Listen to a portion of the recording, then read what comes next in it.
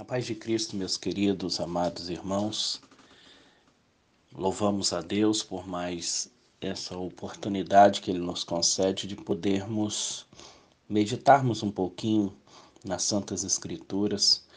Esse é o momento a qual nós devemos mais e mais crescer na graça do conhecimento e seguirmos firmes e constantes na obra do Senhor. Mas falando da obra do Senhor, nós vamos perceber que no decorrer da nossa vida cristã, para cumprir a chamada de Deus em nossas vidas, nós passamos por algumas dificuldades, por alguns problemas, e muitos deles são treinamentos de Deus para as nossas vidas. E pensando nisso, eu gostaria de deixar uma palavra para você que tem uma chamada de Deus.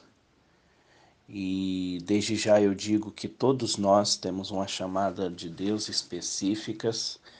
É lógico que nem todo mundo será pregador, nem todo mundo será um cantor, nem todo mundo será pastor, mas todos nós temos uma chamada específica de Deus.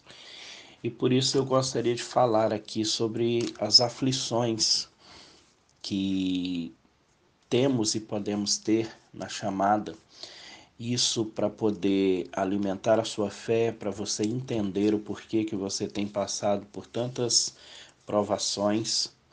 E para isso eu gostaria de meditar no texto de Abacuque, capítulo 1, do versículo 1 até o versículo de número 5, que diz assim: O peso que viu o profeta Abacuque. Até quando, Senhor, clamarei eu e tu não me escutarás? Gritar-te-ei violência e não salvarás. Por que razão me mostras a iniquidade e me fazes ver a opressão? Porque a destruição e a violência estão diante de mim, havendo também quem suscite a contenda e o litígio. Por esta causa, a lei se afrouxa e a justiça nunca se manifesta, porque o ímpio cerca o justo e a justiça se manifesta distorcida. Vede entre os gentios e olhai, e maravilhai-vos e admirai-vos, porque realizarei em vossos dias uma obra que vós não crereis quando for contado. Apenas até aqui no versículo de número 5, eu gostaria aqui de tentar resumir aquilo que eu estou no coração nesse momento em rápidas palavras. Mas eu preciso te dizer que a narrativa do profeta Abacuque, ela está aproximadamente distante de nós cerca de 2.500 anos. E o que mais vai chamar a minha atenção, e eu acredito que vai chamar sua atenção também, é que o profeta e a profecia de Abacuque serve perfeitamente para os nossos dias. Abacuque, ele foi um profeta, podemos dizer assim, mais intelectualizado de todos os profetas da Bíblia. Nós temos aqui um profeta que, além de ser profeta, ele era músico, além de ser músico, ele era filósofo, e além de filósofo, ele era poeta. Abacuque, ele se destaca por sua intelectualidade, ele se destaca pela sua música, ele se destaca pela sua filosofia, ele destaca por ser poeta, pelas suas poesias, mas, acima de tudo, ele era um homem de Deus. E aqui nós começamos a entender que nós temos várias outras características na nossa vida, mas nenhuma delas podem superar que você seja um homem e uma mulher de Deus. Nenhuma característica, nenhuma posição pode superar que o homem e a mulher sejam verdadeiramente homens e mulheres de Deus. Mas eu gostaria também de passar aos irmãos algumas particularidades do profeta, como por exemplo, esse profeta Abacuque, ele é contemporâneo de Jeremias, ou seja, ele profetizara nos últimos dias do reinado do rei Josias. Então Deus levanta esse profeta para ombrear-se, para estar junto, para unir-se ao profeta Jeremias. E assim os dois estariam fazendo a obra de Deus. Jeremias, irmãos, foi um profeta que não teve o apoio de sua família, de seus amigos. E eu já quero aqui aproveitar e dizer para você que quando você faz a vontade de Deus, quando você está no centro da vontade de Deus, é bem provável que muitos não vão bater no seu ombro. Muitos vão te excluir do Facebook. Muitos não vai mais te chamar para os aniversários, para os churrascos. Mas eu quero dizer para você que o importante é que Deus está te usando para fazer a sua vontade. E Deus, ele vai levantar Abacuque dentro de um contexto onde Jeremias, ele não estava tendo apoio. Não estava tendo apoio. Agora, o que me chama a atenção também é que a tradução de Abacuque do hebraico, Abacuque quer dizer aquele que abraça ou abraçar. Mas é bom deixar bem claro que este abraço não tem nada a ver com o abraço de um gesto carinhoso. Pelo contrário, abraçar aqui significa abraçar o compromisso, abraçar a obra, abraçar o chamado de Deus para a sua vida. A minha pergunta para você nesse momento é: você tem abraçado a chamada de Deus ou você tem virado as costas para a chamada de Deus? Você tem abraçado o propósito de Deus ou você tem ficado aquém do propósito de Deus? Por quê? Porque quem abraça está oferecendo a sua totalidade e também aguarda e espera também receber a totalidade do abraço que está recebendo. Ou seja, não existe a obra de Deus se nós não nos oferecermos por total e completo. Enquanto eu e você tivermos alguma reserva quanto ao fazer a vontade de Deus, Deus não poderá cumprir o seu propósito e a sua chamada na nossa vida. Não pode. Aqueles que são chamados por Deus, ele deve abraçar o compromisso. Ele deve abraçar a chamada. Porque na obra de Deus, ela nunca teve, nunca vai ter esse negócio de meio abraço. Ou nós fazemos a obra de Deus ou nós não fazemos a obra de Deus.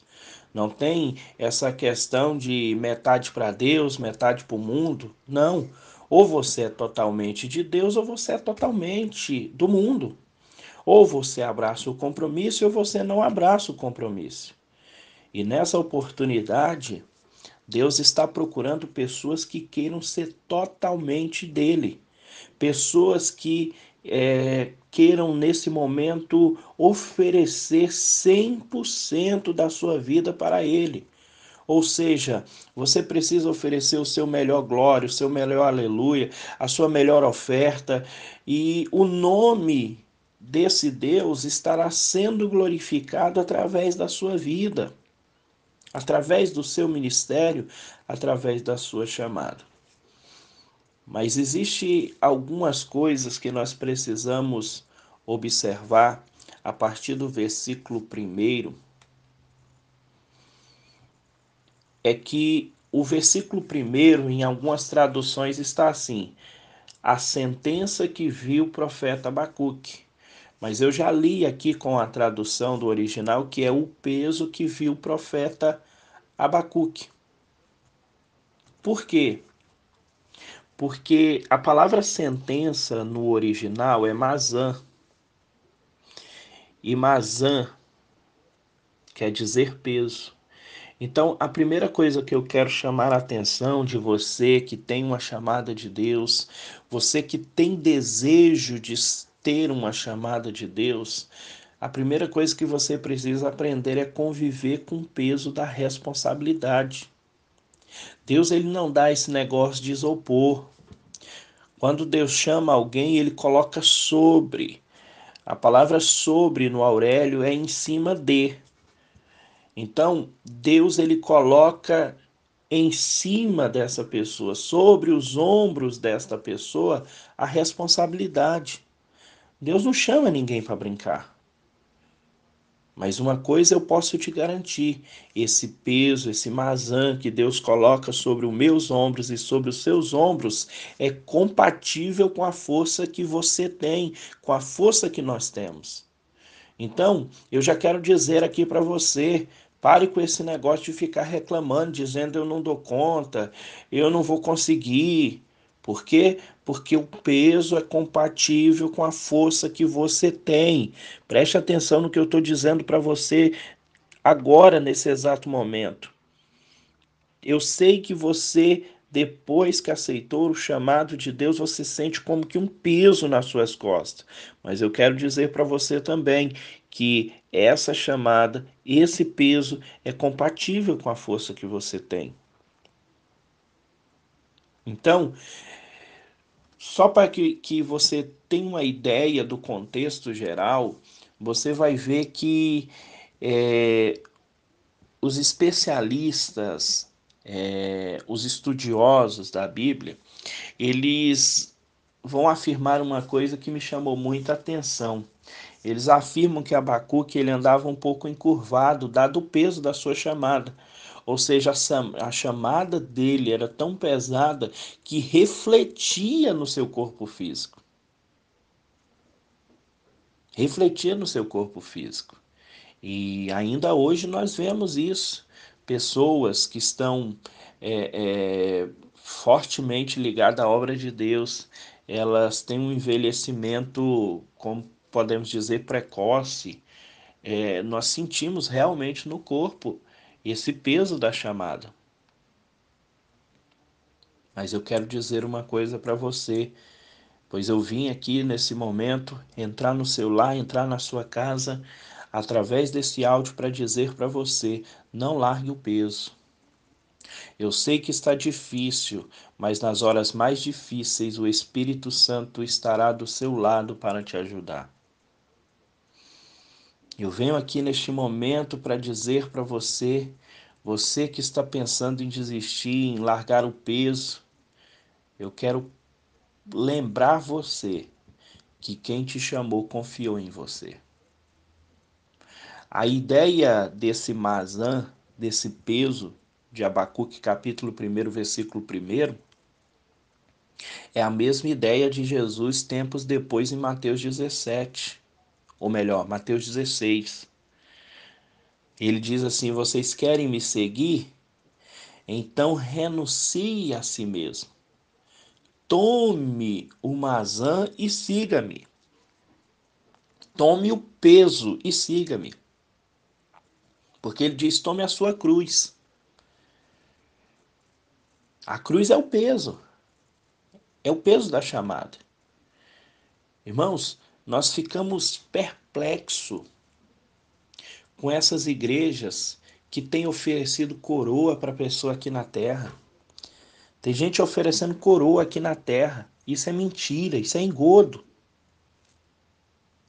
Se você acha que você está seguindo a Jesus com coroa, você está seguindo a Genésio, mas Jesus não.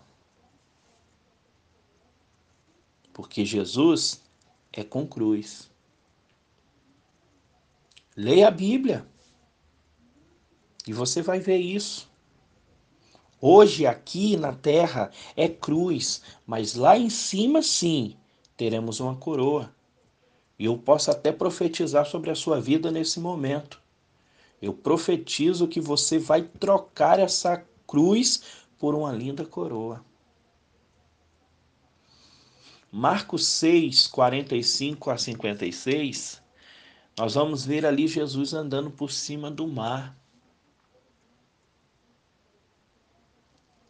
Nós vamos ver que a chamada, ela tem pesos e dificuldades, porque em Marcos 6, 45 a 56, vocês conhecem e sabem que Jesus ele pede para que os discípulos entrem dentro do barco e vá para o alto mar, mesmo sabendo que uma tempestade havia de vir. Então, meu querido, deixa eu dizer uma coisinha aqui para você. Foi Deus quem te chamou, foi Deus quem te escolheu e foi Ele quem te mandou em alto mar. Por quê? Porque Ele está te ensinando lições. E uma das lições que Deus quer ensinar para mim e para você é a confiar inteiramente, restritamente a Deus. Mas uma outra coisa que me chama a atenção é o conviver com o silêncio de Deus na hora que estamos executando a nossa chamada. Porque você vai ver o profeta dizendo assim: até quando, Senhor, clamarei eu e tu não me escutarás? Gritar-te-ei violência e não salvarás. Irmãos, a palavra clamar no hebraico é o mesmo que falar em voz alta. Já a palavra gritar no hebraico é gritar usando o corpo, ou seja, gesticulando.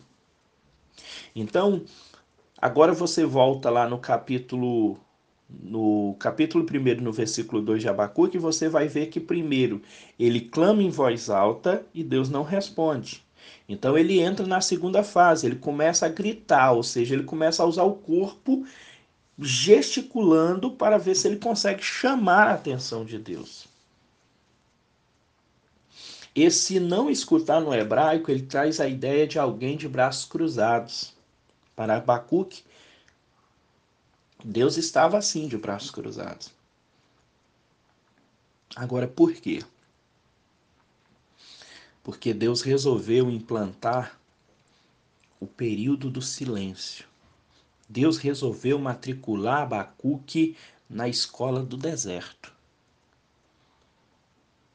Eu não sei se você já entendeu, querido, mas se você tem chamada de Deus, seja bem-vindo, você acabou de ser matriculado na escola do deserto.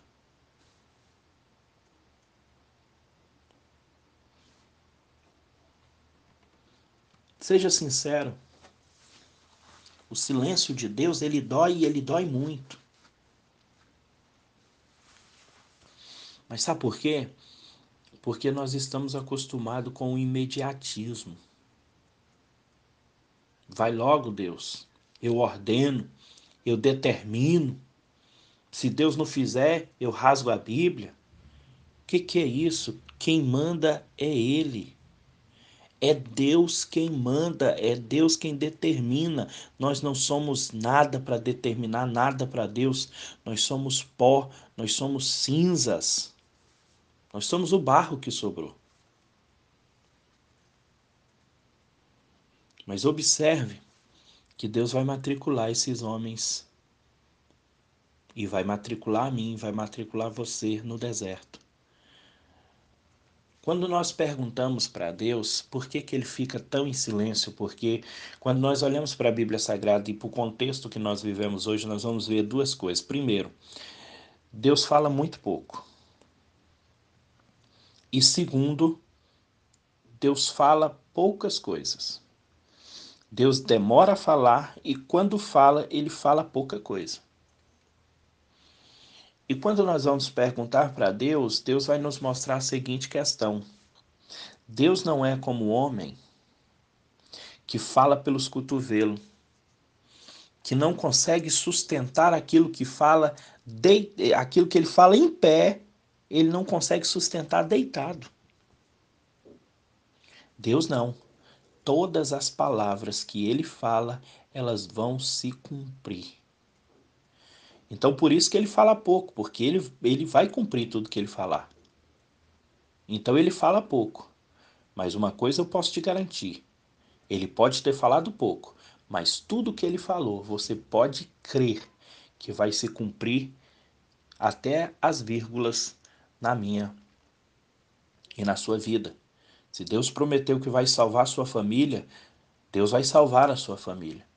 Se Deus prometeu que vai curar, Ele vai curar. Se Deus prometeu que Ele vai entrar com providência, Ele vai entrar com providência.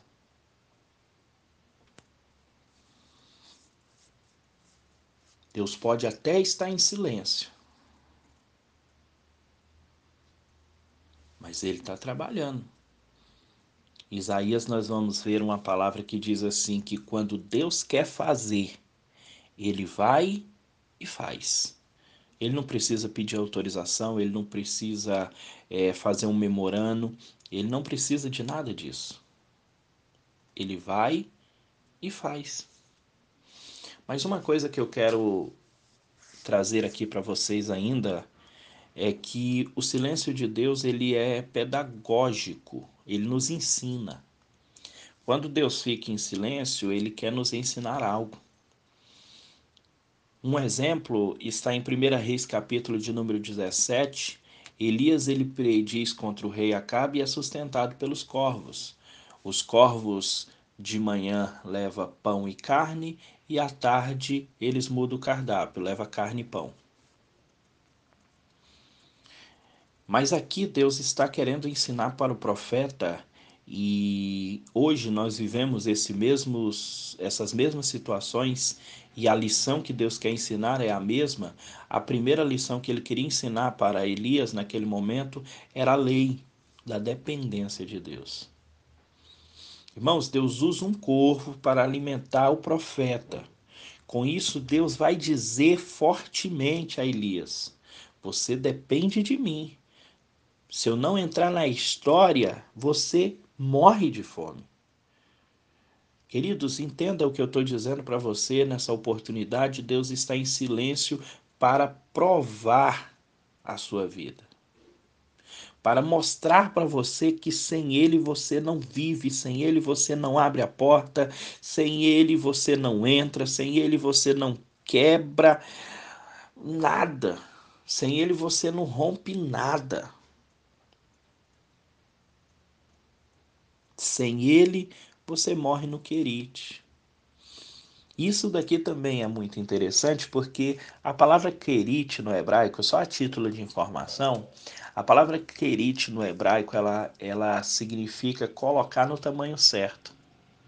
Então observe que nós aceitamos a Jesus, aceitamos a chamada e somos grandes.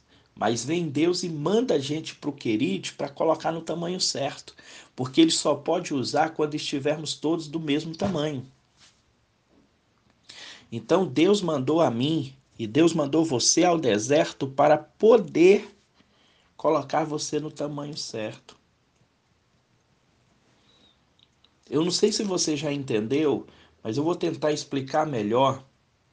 Deus está dizendo que está em silêncio porque você está confiando no A, você está confiando no B, você está confiando no C. Querido, querida, fica tranquilo, fica tranquila, que se Deus te prometeu, Ele vai cumprir. Para de achar que a tua vitória vem daqui ou dali. A tua vitória vem de Deus. Deus quer estabelecer sobre a sua vida a lei da dependência. Mas depois disso, Deus vai quebrar o silêncio. E quando ele quebra o silêncio, ele diz: ó, Elias, sai daí do querite e agora vai lá para Serepta, que lá eu ordenei uma viúva que te sustente. Agora, outra questão muito importante, a título de informação, a palavra Serepta no hebraico, ela significa refinamento.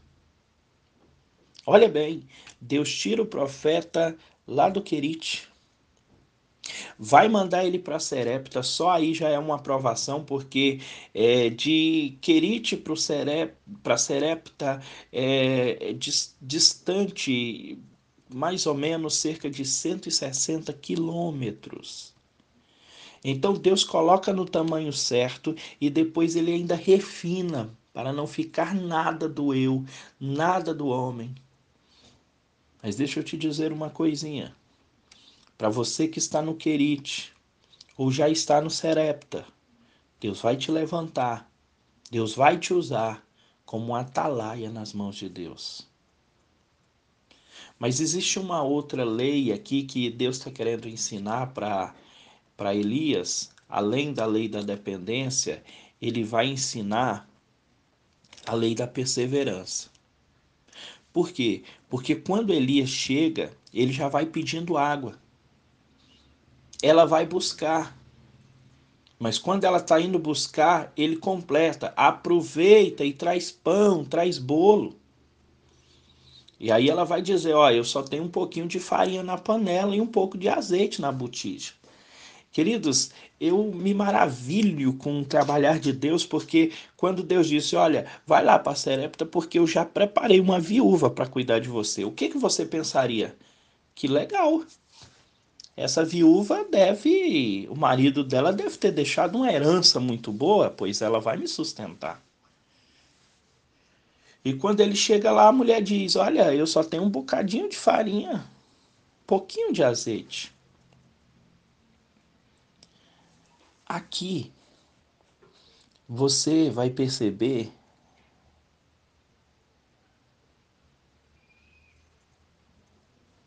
porque observe que ela vai dizer assim, olha, eu tenho um pouquinho de farinha, um pouquinho de azeite, vou fazer um bolinho, vou comer eu e meu filho, depois nós vamos morrer. Olha o cronograma que ela havia feito para a vida dela.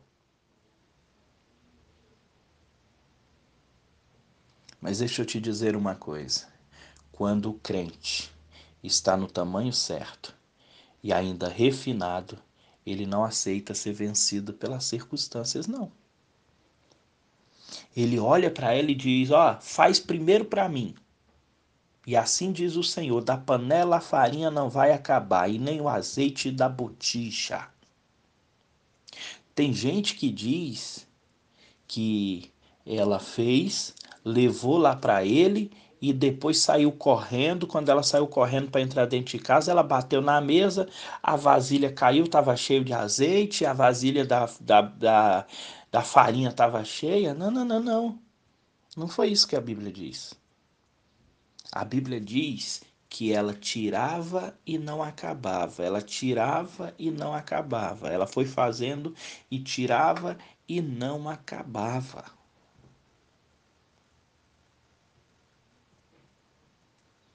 Entenda o que eu estou dizendo para você. Primeiro passo, ela creu. E quando ela creu, ela tirava e não acabava. Ei, receba isso na sua vida nesse momento. Eu não sei qual é o problema que você está vivendo. Talvez você esteja vivendo um problema financeiro. Talvez você esteja vivendo um problema onde as coisas estão acabando na sua casa. Mas eu quero profetizar sobre a sua vida como profeta de Deus nessa oportunidade. Eu quero dizer: você vai tirar e não vai acabar. Você vai tirar e não vai acabar, porque Deus está no controle da sua vida. Deus está te ensinando a lei da dependência. Não confie no A, não confie no B. Dobre os seus joelhos e apresente diante do Senhor, e você vai ver o milagre acontecer na sua vida.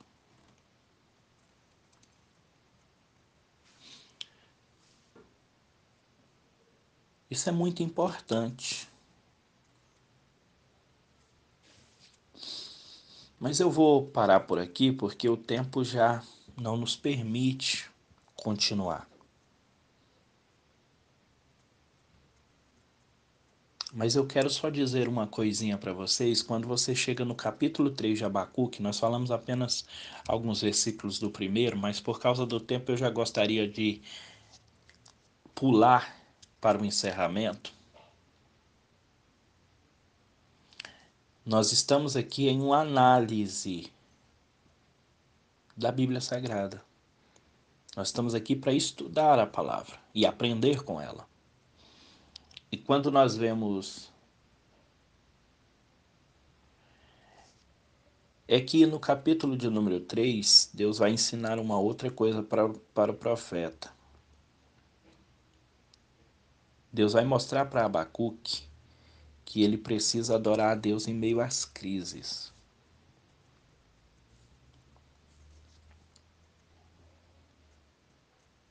Observe que primeiro nós vamos ver que o profeta, Deus está ensinando ao profeta que ele precisa conviver com o peso da responsabilidade.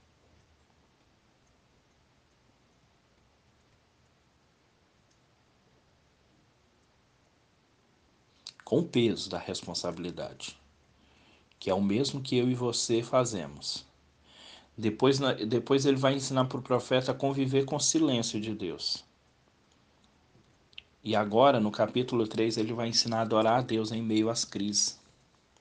Por quê? Porque lá ele vai dizer assim: ainda que a figueira não floresça, nem haja fruto na vide, ainda que o produto da oliveira falhe, os campos não produzam mantimento, ainda que as ovelhas sejam exterminadas, e nos currais não haja gado, todavia eu me alegrarei no Senhor e exultarei ao Deus da minha salvação. Quando nós vamos analisar esse texto, é que nós começamos a perceber a magnitude desse texto. Por quê?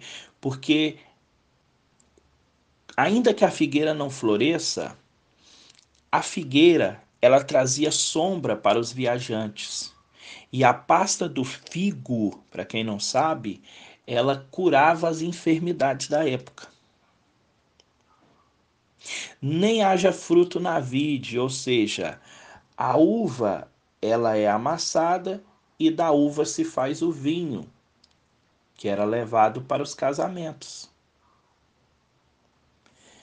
Ainda que o produto da oliveira falhe, a oliveira produziu azeite, e esse azeite ele curava os soldados que vinham da peleja feridos.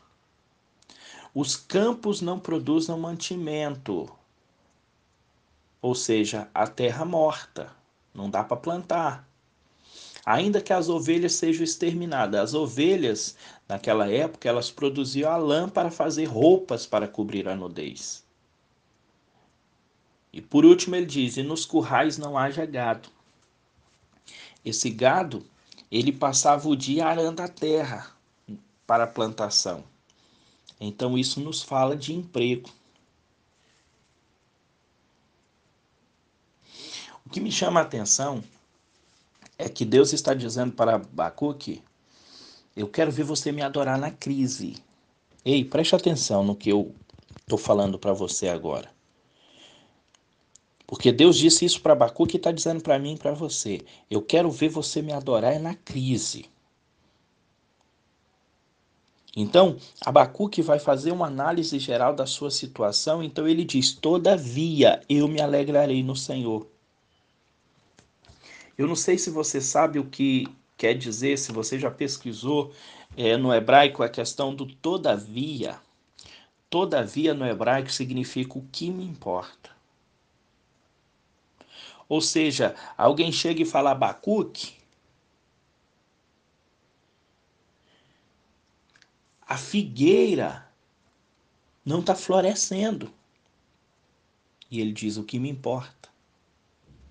Abacuque, não está havendo fruto na vide. E ele diz: o que me importa. Abacuque, o produto da oliveira falhou. O que me importa.